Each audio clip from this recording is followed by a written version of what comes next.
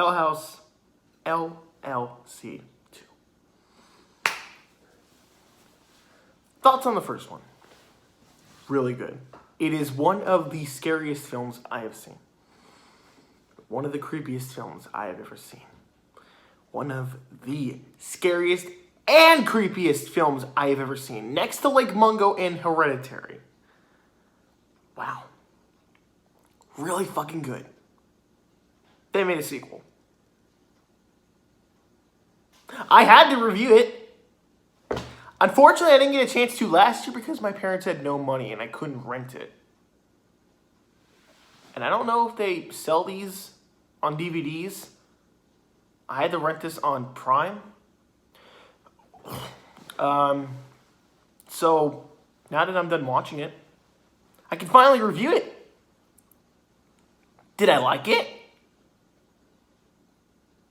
Well, people do not like this movie. They really do not. They think it is really bad. They think it is really bad. Me? I liked it. We'll just come out and say it. I liked it. I'm embarrassed of myself too. I liked it. Things that I liked, well, it's pretty much the first one, but it's, not about people running a haunted house and wanting to make it scary and for Halloween, and then shit gets fucked up and ghosts and demons and haunted clown dolls. Seriously, that guy fucks with everything in the movie. Like, I hate that guy, but I love him. He's the scariest character in the movie. I love that guy. I love the clown guy. He scares the shit out of me. Seriously, he scares the shit out of me.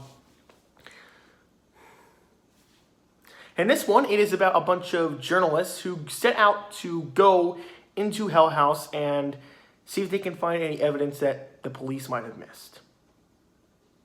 Things I liked. The pros and the cons. Well, things I liked.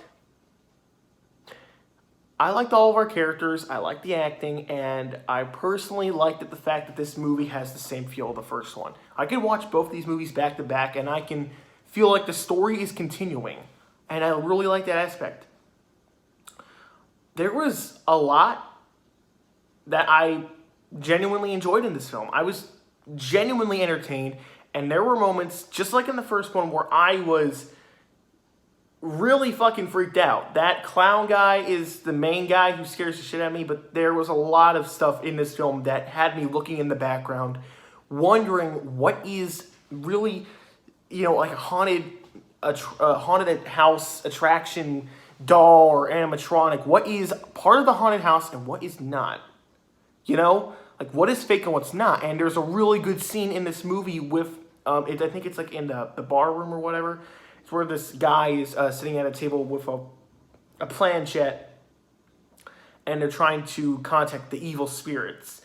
And right next to him are a bunch of dummies.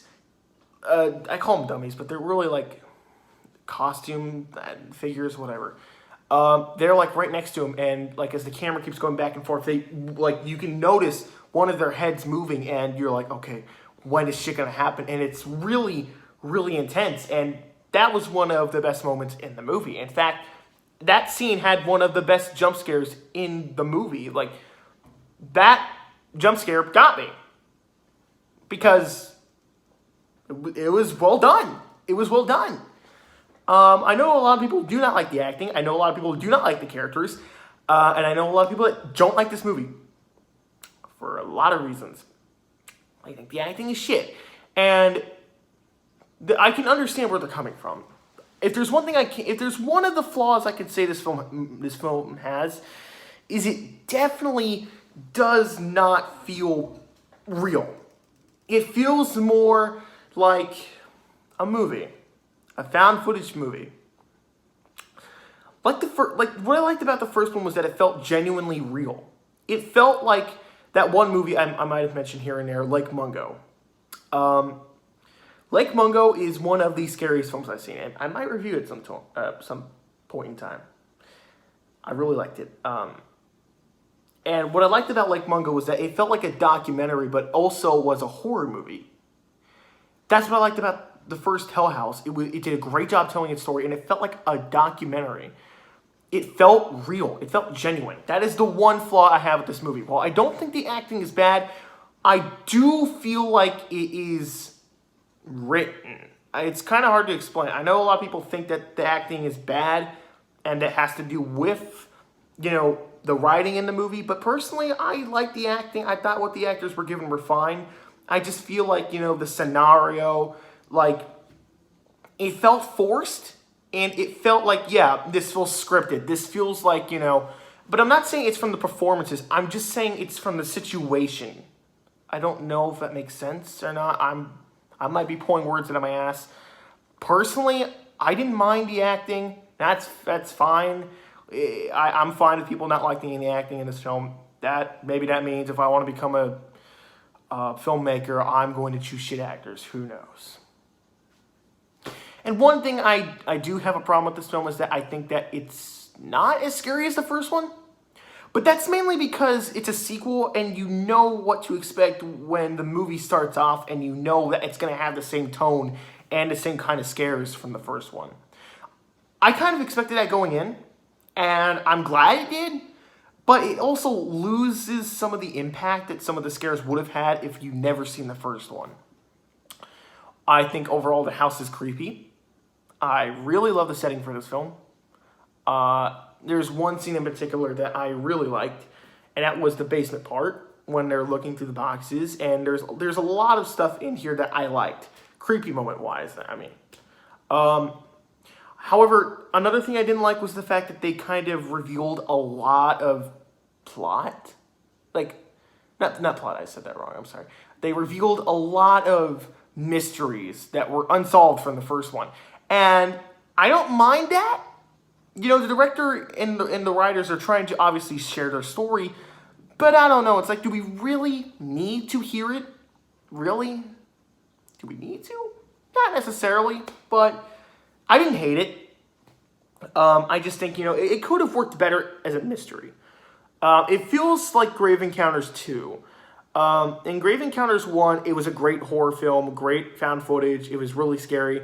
But in the second one, it had more of a goofy tone, and it did a lot of stuff that revealed a lot of mysteries that were left unsolved from the first one. That's how I feel with this movie. I don't think it's as good as the first, but I didn't hate it. I actually really enjoyed it. If there's one more complaint I had to make, it's probably the fact that they added a lot of static effects in this one. There's a lot of static effects that really did not need to be there, but they were there for some reason. And there's quite a bit of spoilers midway in the movie. They show you who's going to fucking survive in the end. It's like, why show us? Why? The way they did it in the first one works, but in this one, they show you as they're entering the house. And you're just like, oh, she's going to survive. Okay, well, that loses all tension in the film. The only reason I pretty much liked this was I thought there were a lot of moments that were scary, and overall I enjoyed it. It was entertaining. I've said it before, and I'll say it again. As long as I'm entertained, I'm satisfied. I don't necessarily look for greatness in a movie like all the others. I'm not the type of person that says, I want originality. Because a movie doesn't have to be original to be good. Just saying. Overall, did I like it? Yeah. Did I like it as much as the first one? No. Am I excited to see the third one? Yes. I'll review it. I'll review it this week. I'm going to have to give this film a C+. C+. Not bad. Not great. But I thought it was good. I probably should give it a B- if I'm going to say it's good. But I'm more just going to say C+. Because it feels respectable for this film. So, that'll be it. Hopefully I don't piss off any people while I make this review. Bye, guys. Come here, Mr. Jack. We gotta go. Review the third one, I mean.